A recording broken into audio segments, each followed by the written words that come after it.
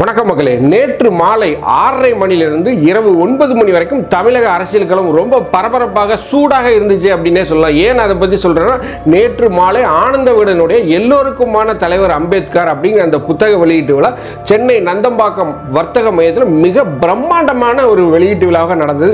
நானே அந்த விழாவை பார்த்துட்டு மிகப்பெரிய ஒரு ஆச்சரியப்பட்ட ஒரு புத்தக வெளியீட்டு விழா ஒரு ஆடியோ லான்ச்சை போல மிக பிரம்மாண்டமாக வடிவமைக்கப்பட்டிருந்தது. ஒரு புத்தக வெளியீட்டு விழாவுக்கு இவ்வளவு பெரிய விழாவா, இவ்வளவு செலவு பண்ணிருக்காங்க, பல கோடிகள் செலவு பண்ணிருப்பாங்க போல இருக்கே அப்படின்னு நமக்கே என்ன தோணுது. அப்படி என்ன முக்கியத்துவம் வாய்ந்த புத்தகம் இது? இந்த புத்தகத்துக்கு முக்கியமா அல்லது இந்த புத்தகத்தை வெளியிட வரக்கூடிய விஜய்க்கு முக்கியத்துவமா அப்படின்னு சொல்லி எல்லாருமே ஒரு கேள்விக்குள்ளாக்கிருச்சு இந்த நிகழ்ச்சி. ஸோ அப்பேற்பட்ட அந்த புத்தக வெளியீட்டு விழால விடுதலை சிறுத்தைகள் கட்சியுடைய பொதுச் செயலாளராக இருக்கக்கூடிய ஆதவ் அர்ஜுனா பேசிய பேச்சுக்களும் நடிகர் விஜய் திமுகவை பற்றி குறித்த பேச்சுக்களும் மிகப்பெரிய ஒரு பேசு பொருளாக இருக்கு. தமிழக அரசியல் களத்தை அஸ்திவாரத்தை ஒரு ஆட்டிருச்சுன்னு சொன்னா அது மிக இல்லை. ஏனென்றால் இருவருடைய பேச்சுகளும் நெத்தி பொட்டில் அறைந்தால் போல ஆதவ் அர்ஜுனாலாம் பேசினார். உண்மையிலேயே ஆதவ் அர்ஜுனாவுடைய பேச்செல்லாம் வந்து பார்த்தீங்கன்னா ஒரு மாஸ் ஸ்பீச் அப்படின்னு தான். ஒவ்வொரு விடுதலை சிறுத்தைகளுடைய தொண்டர்களுடைய எண்ணத்தை அவர் நெத்தி பொட்டில் அறைந்தால் போல பேசியிருக்கிறார் அப்படின்னு தான் நான் சொல்லுவேன். மேடையில் அவர் இல்லை, ஆனால் அவருடைய மனசாட்சி இங்குதான் இருக்கிறது என்பது எனக்கு தெரியும்.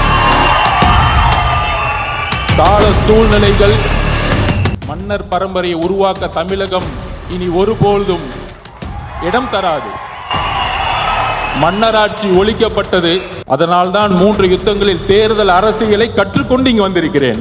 எங்கிருந்து கற்றுக்கொண்டு வந்திருக்கிறேன் என்றால் எல்லாருக்கும் தெரியும். மன்னர் ஆட்சியை ஒழிக்க வேண்டும்.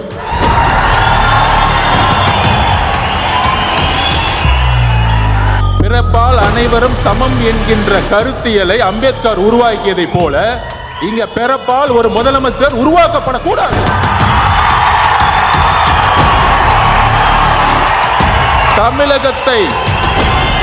தமிழகத்தை ஆள வேண்டும் என்றால் ஒரு கருத்தியல் தலைவர் தான் ஆள வேண்டும். ஊழல்ங்கிற ஒரு விஷயத்தை நாம் கடந்து சென்றுகிட்டு இருக்கோம்.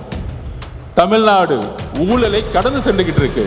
1,40,00,000 தலித்துகள் இருக்கிறார்கள். ஆட்சியிலையும் பங்கு, அதிகாரத்தில் பங்கு ஏன் சொல்லக்கூடாது? அது ஏன் ஒளிச்சு வைக்கணும்?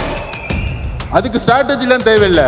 இனிமேட்டு அரசியல ஒளிச்சு வச்சு பண்ண வேணாம். எடுத்தோட ஸ்ட்ரைட்டா நெஞ்சுக்கு நேரா பேசுவோம். முதுகு பின்னாடி பேசலாம் தேவையில்லை. எதுக்கு பயம்? எதுக்குமே பயப்பட வேண்டாம். ஒரு தண்ணீர் தொட்டியில மலத்தை கலந்துருக்கிறாங்க. ஒரு வாரமா அந்த தண்ணியை குழந்தைகள் குடிச்சிட்டு இருக்காங்க. ஆனா இன்னைக்கு வரைக்கும் நம்மளால கண்டுபிடிக்க முடியல. போலீஸ் காவல்துறையினால இல்ல, ஜாதியின் அடிப்படையில் தேர்ந்தெடுக்கப்பட்ட ஒரு எம்எல்ஏ, ஒரு அமைச்சர், இதுதான் காரணம். வேற எந்த காரணமும் கிடையாது. பாதிக்கப்பட்ட மக்கள் சார்பா நான் பேசுறேன். 1,40,00,000 பேர் தலித் மக்கள் இருக்காங்க. அதுல ஆதி திராவிட மக்கள் 92 பேர் இருக்காங்க. ஆனா அவங்களுக்கு ஆட்சியிலும் பங்கு, அதிகாரம் பங்கு கொடுன்னு கேட்டா தப்புன்னு சொல்றாங்க. 25% தான் இருக்கு உங்களுக்கு. 25% வச்சுக்கிட்டு எப்படி நீங்க ஒரு பெரிய கட்சி சொல்ல முடியும்? தமிழ்நாட்டில் கூட்டணி ஆட்சியை உருவாக்க வேண்டும் தமிழகத்தில். ஆனா அரசியல்ல அதிகாரத்துக்கு வரணும், விடவே மாட்டாங்க.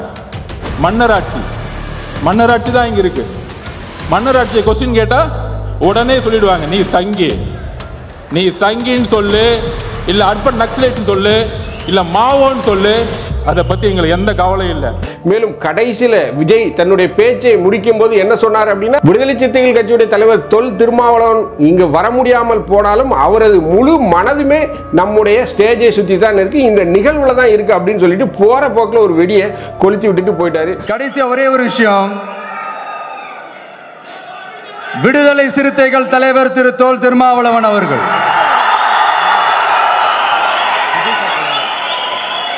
அவங்களால இன்னைக்கு வர முடியாம போச்சு.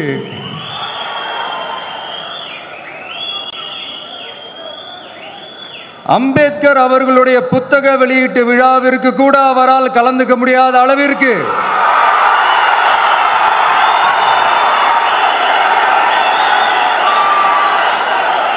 கூட்டணி கட்சிகள் சார்ந்து எவ்வளவு பிரஷர் இருக்கும் என்று என்னால் யூகிக்க முடிந்தாலும் நான் இப்ப சொல்றேன், அவருடைய மனசு முழுக்க இன்னைக்கு நம்மளோட தான் இருக்கும். இந்த அரசியல் சர்ச்சைகளுக்கு இடமளித்த இவ்வளவு பெரிய ஒரு நிகழ்ச்சி திமுக கூட்டணி அஸ்திவாரத்தை ஆட்டி வைத்த இந்த நிகழ்ச்சியில என்ன நடந்தது, இந்த நிகழ்ச்சியை ஏற்பாடு செய்தது யார், இந்த நிகழ்ச்சியை இவ்வளவு பிரம்மாண்டமாக நடத்த காரணம் என்ன, இதன் பின்னணியில் இருப்பவர்கள் யார், அதை பத்தி தான் நம்ம இந்த நிகழ்ச்சியில பார்க்க போறோம். நான் உங்கள் ஜோசப். வாங்க நம்ம இப்போ நிகழ்ச்சிக்குள்ள போலாம்.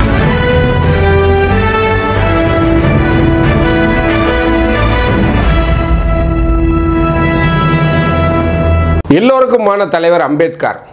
அம்பேத்கர் உண்மையிலே எல்லோருக்குமான தலைவர் தான். அவர் ஒரு குறிப்பிட்ட அந்த தாழ்த்தப்பட்ட சமூக மக்களுக்கும் உள்ள தலைவர் மட்டுமல்ல, எனக்குமே பிடித்த தலைவர். அது எல்லா சமுதாயத்துக்குமான ஒரு தலைவர். அப்பேற்பட்ட ஒரு மனிதர், கொண்டாடப்பட வேண்டிய ஒரு தலைவர். அதில் எந்த மாற்று கருத்தும் இல்லை. இந்த நிகழ்வு எல்லோருக்குமான தலைவர் அப்படிங்கிற இந்த புத்தக வெளியீட்டு அளவில் ஆனந்த விகடனுடைய பதிப்பகம் நடத்திருந்துச்சு. மேலும் இந்த விழாவில் ஆனந்த விகடனத்துடைய தலைவர் பா சீனிவாசன் எம்டிஏ பங்கேற்று அவரே வரவேற்பு ஆச்சுன்னா மிகப்பெரிய அளவில் அந்த நிகழ்ச்சியை கொண்டு போனாங்க அப்படின்னு சொன்னால் அது மிக இல்லை. ஏன்னா ஒரு ஆடியோ லான்ச்சுக்கு ஈக்குவலாக அந்த நிகழ்ச்சியுடைய குவாலிட்டி இருந்தது. அவ்வளோ பிரம்மாண்டம், அவ்வளோ செலவு பண்ணியிருக்காங்க. ஒரு புத்தகத்துக்கு இவ்வளோ பெரிய செலவா அப்படிங்கிற ஒரு கேள்வி நிகழ்ச்சியை பார்த்தவங்களுக்கு எல்லாருக்குமே, நேருக்கு சென்று பார்த்தவங்க எல்லாருக்குமே ஏற்பட்டது. ஸோ அப்போ இந்த நிகழ்ச்சியில் இருக்கக்கூடிய பின்னாடி இருக்கக்கூடிய சூத்திரதாரி என்ன அப்படின்னு பார்த்தீங்கன்னா, விஜய் பங்கேற்பு. விஜய் தற்போது தான் தன்னுடைய அரசியல் வாழ்க்கையை துவங்கியிருக்காரு. அரசியலில் ஒரு படியை எடுத்து வச்சிருக்காரு. ஒரு மிகப்பெரிய மாநாட்டை வெற்றிகரமாக நடத்தி வைத்திருக்கார். விஜய் இந்த மாநாட்டில் பேசுவதற்கு முந்தைய இந்த நிகழ்ச்சியை நடத்தியது யாருன்னு பார்த்தீங்கன்னா, ஆதவ் அர்ஜுனா, விடுதலை சிறுத்தைகள் கட்சியுடைய துணை பொதுச் செயலாளராக இருக்கக்கூடிய Aadhav Arjuna voice of commons அப்படிங்கிற அந்த நிறுவனம் தான் நடத்தியிருக்கு. மிகப்பெரிய செலவில் இந்த விழாவை நடத்தியிருக்காங்க. மேலும் பார்த்தீங்கன்னா, இந்த விழாவில் ஆதவ் அர்ஜுனா பேசும்போது என்ன சொல்லியிருக்காரு அப்படின்னா, சாதியை ஒழிக்கணும், சாதி வேறுபாட்டால் என்னுடைய தாயை நாங்கள் தற்கொலை செய்து கொண்டாங்க, என்னுடைய தாயை நான் இழந்துட்டேன் அப்படின்னு சொல்லி ஒரு வருத்தத்துக்குரிய ஒரு செய்தியை சொன்னார். உண்மையிலேயே சாதி ஒழிக்கப்பட வேண்டும், அதில் எந்த மாற்றுக்கருத்து இல்லை. பட் சாதி ஒழிக்கப்படுமா அப்படின்னு பார்த்தீங்கன்னா அது ஒரு $1 மில்லியன் கொஸ்டின். ஏன்னா அதை ஆட்சி செய்யக்கூடிய கட்சிகள் ஏகப்பட்ட கட்சிகள். ஆதவ் அர்ஜுனா திமுகவை மிக கடுமையாக சாடி இருக்காரு. ஒரு எச்சரிக்கையை கொடுத்துருக்காருன்னு அப்படி சொல்ல. அவர் என்ன சொல்றாருன்னா, திமுக ஒரு மன்னராட்சியை போல செயல்படுது. அதாவது அப்பா இருந்தார், இப்போ மகன் வந்தார், அடுத்து பேரன் வரப்போகிறான், இது என்ன ஒரு மன்னராட்சி அப்படின்னு சொல்லி ஓப்பனாகவே திமுக தான் சாடி இருக்காரு. ஸோ உண்மையிலே பார்த்தீங்கன்னா ஒரு மன்னராட்சி தான், அதில் எந்த மாற்று கருத்துமே. நம்மளும் பார்த்தீங்கன்னா திமுக இந்த மாதிரி ஒரு மன்னராட்சியில் தான் ஈடுபட்டுக்கிட்டு இருக்காங்க அப்படிங்கிறத தான் நம்மளும் பதிவு பண்ணுறோம். அதை ஒரிஜினல் என்ன சொல்கிறாரு அப்படின்னா, உதயநிதியுடைய ரெட் ஜெயண்ட் அந்த மூவிஸ் நிறுவனம் தமிழக திரைத்துறையை கபலீகரம் பண்ணிட்டு இருக்காங்க, தமிழக திரைத்துறையை கைப்பற்றிருக்காங்க. எந்த ஒரு படம் வெளியிட்டாலும் அது ரெட் ஜெயண்ட் மூவிஸ் மூலமாகத்தான் வெளியிடப்படுகிறது அப்படின்னு சொல்கிறாங்க. ஆனால் சமீபத்தில் இந்த ரெட் ஜெயண்ட் மூவிஸுக்கும் எனக்கும் சம்பந்தம் இல்லை, அதுலேருந்து நான் விலகிட்டேன் அப்படின்னு உதயநிதி ஸ்டாலின் அவர்கள், துணை முதலமைச்சர் அவர்கள் சொல்லியிருந்தாலும், விஜயை பற்றி ஒரு கேள்விக்கு ஒரு பத்திரிகையாளர் கேள்வி கேட்கும்போது அவர் என்ன சொல்லியிருந்தாருன்னா, விஜயை பற்றி தான் என்னுடைய முதல் படமான குருவி அப்படிங்கிற படத்தை நான் தயாரித்தேன் அப்படின்னு ஒரு பேட்டி கேட்கும்போது ஒரு நிருபர்கிட்ட அவர் பதில் சொல்வார், ஒரு பத்திரிகையாளர்கிட்ட அவர் அந்த பதிலை சொல்லியிருக்கார். இது எல்லாமே நீங்கள் பார்த்துருப்பீங்க. ஸோ இதற்கு முன்பு அவர் அந்த நிறுவனத்தில் இருந்தார் என்பதுதான் உண்மை. தற்போது அவர் இல்லை, விலகிவிட்டார் அப்படின்னு சொல்கிறாங்க. பட் இருந்தாலும் அந்த நிறுவனத்துடைய ஆதிக்கம் தொடர்கிறது. மேலும் அவர் என்ன சொல்கிறாருன்னா, திமுகவுக்கு வெறும் 22% ஓட்டுகளை தான் இருக்குது. இந்த 22% ஓட்டுகளை வைத்துட்டு நீங்கள் எப்படி ஒரு பெரிய கட்சின்னு சொல்கிறீங்க, உங்களுக்கு வெக்கமாக இல்லையா அப்படிங்கிற தொனிக்கு அவர் கேட்டுட்டார். நாங்கள்லாம் இருக்க போய் தானே உங்களால் கரையேற முடியுது, அப்படி எங்களுடைய உதவியை வச்சுக்கிட்டு நீங்கள் எங்களுக்கு ஆட்சியிலையும் பங்கு, அதிகாரத்திலையும் பங்கு இல்லை அப்படின்னு நீங்கள் சொல்லுவது எந்த விதத்தில் நியாயம்? எங்களுக்கு ஒரு எம்பி கொடுங்க, எங்களுக்கு ஒரு கேபினெட்டில் ஒரு அமைச்சர் பதவி கொடுங்க மாநிலங்களில் அப்படின்னு நேரடியாகவே கேட்டுவிட்டார். எதுக்கு நாங்கள் மறைஞ்சு கேட்குறோம்? நேருக்கு நேராக, நெஞ்சுக்கு நெஞ்சாக நாங்கள் கேட்குறோம். மறைந்து கேட்குறதெல்லாம் இனிமேல் எங்களுக்கு தேவையே இல்லை, நேருக்கு நேராகவே நான் கேட்குறேன் அப்படின்னு சொல்லிட்டு ரொம்ப நெத்தி பொட்டில் அடித்த மாதிரி பேசியிருக்காரு. உண்மையிலேயே அவர் ஒரு சரியான கேள்வியை தான் ஆதவ் அர்ஜுனா கேட்டிருக்காரு. ஒரு மாஸ் ஸ்பீச். ஆதவ் அர்ஜுனாவுடைய பேச்சு ஒரு மாஸ் ஸ்பீச். அதை வச்சிருக்கிற பாருங்க.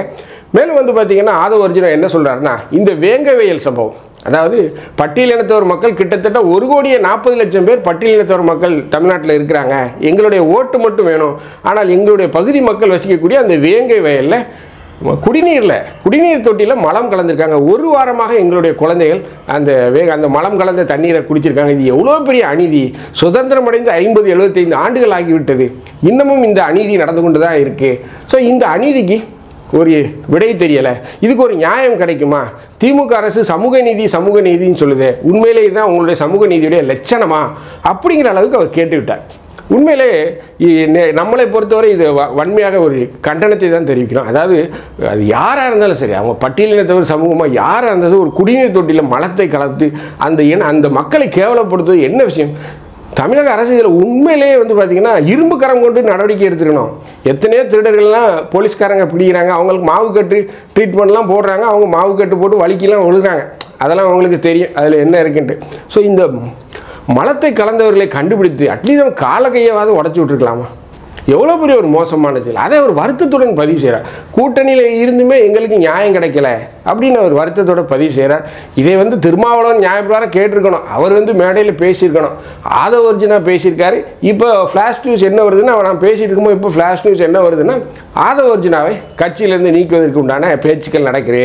கட்சியில் இருக்கக்கூடிய முக்கிய தலைவர்கள், அதாவது பார்த்தீங்கன்னா வன்னியரசு, ஆளூர் ஷானவாஸ், ரவிக்குமார், இப்படி முக்கியமான விடுதலை சிறுத்தைகளுடைய நிர்வாகிகள் மற்றும் திருமாவளவன்லாம் கலந்து ஆலோசித்துட்டு இருக்காத செய்திகள் வருது. இப்படி என்னை பொறுத்தவரை திருமாவளவன் வந்து ஆதவர்ஜுனாவை நீக்குவாரா அப்படின்னு பார்த்தீங்கன்னா அது வந்து ஒரு $1 மில்லியன் கொஸ்டின். ஏனென்றால் தற்போது சென்டர் ஆஃப் அட்ராக்ஷனாக இருக்கிறது யாருன்னு பார்த்தீங்கன்னா திருமாவளவனை மையப்படுத்தித்தான் அவர் இங்கே போவாரா, விஜய் கூட போவாரா, திமுகவிலே இருப்பாரா அப்படின்னு சொல்லி அந்த திருமாவளவனை சுற்றி தான் தமிழக அரசியல் நடந்து கொண்டிருக்கு. அதை செய்தது யாருன்னு பார்த்தீங்கன்னா ஆதவர்ஜுனா. ஸோ அதை செய்தது ஆதவர்ஜுனா. அதை செய்ய சொன்னது யார் அப்படின்னு பார்த்தா ஒருவேளை திருமாவளவனாக கூட இருக்கலாம். அது நமக்கு அரசியலில் வந்து எது வேணாலும் நடக்கும். பாலிடிக்ஸ் அப்படின்னாலே எனிதிங் ஹேப்பன். அதான் பாலிடிக்ஸ். தன்னுடைய முன்னேற்றத்துக்காக, தன்னுடைய வெற்றிக்காக, தான் சார்ந்த கட்சிகளுடைய வெற்றிக்காக அரசியல் கட்சிகள் எதையுமே செய்ய துணியும். ஸோ அதில் இது கூட நடந்திருக்கலாம். அதுக்காக திருமாவளவன் தான் செய்ய சொன்னார் அப்படின்னு நான் சொல்ல வரல. எது வேண்டாமானாலும் நடக்கலாம். அரசியலில் நிரந்தர நண்பனும் கிடையாது, நிரந்தர எதிரியுமே கிடையாது. அதுதான் அரசியல் கட்சிகளுடைய ஃபார்முலா. ஸோ அப்படி இருக்கும்போது தன்னை சுற்றி நகரக்கூடிய இந்த தமிழக அரசியல் களத்துக்கு கொண்டு வந்தது யாருன்னா ஆதவர்ஜுனா. அப்பேற்பட்ட ஆதவர்ஜுனா திருமாவளவனின் ஆசை இல்லாமல் இதை பேசியிருக்க வாய்ப்பு இருக்கான்னு பார்த்தீங்கன்னா 100% இல்லை. அவருடைய ஆசையோடு தான் அவர் பேசியிருப்பார். நேற்று மாலை இந்த நிகழ்ச்சி முடிந்தவுடன் பத்திரிகையாளர்கள் வந்து திருமாவளவன்கிட்ட கேட்குறாங்க, ஆதவர்ஜுனா அப்படி பேசியிருக்காரு, இதற்கு பதில் என்னன்னு கேட்டால் அவர் என்ன சொல்கிறார், அது அவருடைய சொந்த கருத்து அப்படின்னு சொல்கிறார். ஸோ அன்னைக்கு நேற்று சொந்த கருத்து அப்படின்னு சொன்னவர் இன்னைக்கு மதியம் ஒரு பத்திரிகையாளர்கிட்ட பதில் சொல்லும் போது என்ன சொல்கிறார் அப்படின்னா, ஆதவர்ஜுனாவுடைய பேச்சு விடுதலை சிறுத்தைகளுடைய கட்சியோடைய பேச்சாகத்தான், கருத்தாகத்தான் மக்களால் பார்க்கப்படும் அப்படிங்கிற ஒரு விஷயத்தை அவர் சொல்கிறார். ஸோ இதையெல்லாம் நாம் கணக்கில் எடுக்கும்போது பார்த்தீங்கன்னா திருமாவளவனுக்கு ஒரு அழுத்தம் இருக்குது. அதெல்லாம் மாற்றுக்கிறதே இல்லை.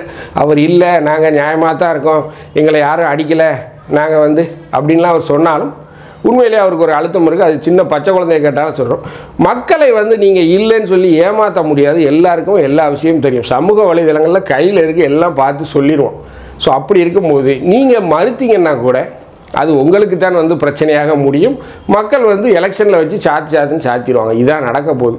ஸோ எதுக்கு நான் இதை சொல்ல வர்றேன் அப்படின்னா, திருமாவளவன் ஒரு அழுத்தத்திற்கு உள்ளாக்கப்பட்டிருக்கார். ஸோ அப்படி இருக்கும்போது இந்த தமிழக அரசியல் திருமாவளவனை சுற்றி நகலும் போது கண்டிப்பாக இதை செய்த ஆதவர்ஜுனாவை அவர் கட்சியிலிருந்து நீக்குவதற்கு என்னை பொறுத்தவரை வாய்ப்பு இல்லை. ஒருவேளை மேலிடத்து எஜமான், விசிகாவினுடைய எஜமான் வந்து ஏதாவது ஒரு உத்தரவு போட்டு கோவப்பட்டு ஏதாவது செய்ய சொன்னால் ஒருவேளை வேண்டுமானால் அவர் கட்சியிலிருந்து நீக்கப்படுவதற்கு வாய்ப்புகள் இருக்குது. பட் அதையும் வந்து திருமாவளவன் அவர்கள் முழு மனதோடு எடுத்து செய்ய மாட்டார். என்னை பொறுத்த வரைக்கும் அவர் மீது ஒரு விளக்கம் கேட்டு ஒரு நோட்டீஸ் கொடுப்பார்கள். அப்படி சொல்லி இந்த பிரச்சனையை ஆற போட்டு கொஞ்சம் நீர்த்து போக செய்வார்கள், காலம் கடத்துவார்கள். ஸோ என்ன எதுவாக இருந்தாலும் நேற்று நடந்த அந்த ஆனந்த விகடனுடைய எல்லோருக்குமான தலைவர் அம்பேத்கர் அப்படிங்கிற அந்த நூல் வெளியீட்டு விழா ஒரு ஆடியோ லான்ச்சை போலத்தான் இருந்தது. ஆதவர்ஜுனாவுடைய பேச்சு சென்டர் ஆஃப் அட்ராக்ஷன். கடுமையாக விமர்சனம், திமுகவை கடுமையாக விமர்சனம். அதாவது கூட்டணியில் இருக்க ஒரு கட்சி தன்னுடைய கூட்டணி ஆட்சியில் இருக்கக்கூடிய கட்சி மிக கடுமையாக விமர்சனம் செய்யப்பட்டது. இது வந்து திமுகவிற்கு தான் ஒரு அவமானகரமான விஷயம், ஒரு அசிங்கமான விஷயம்.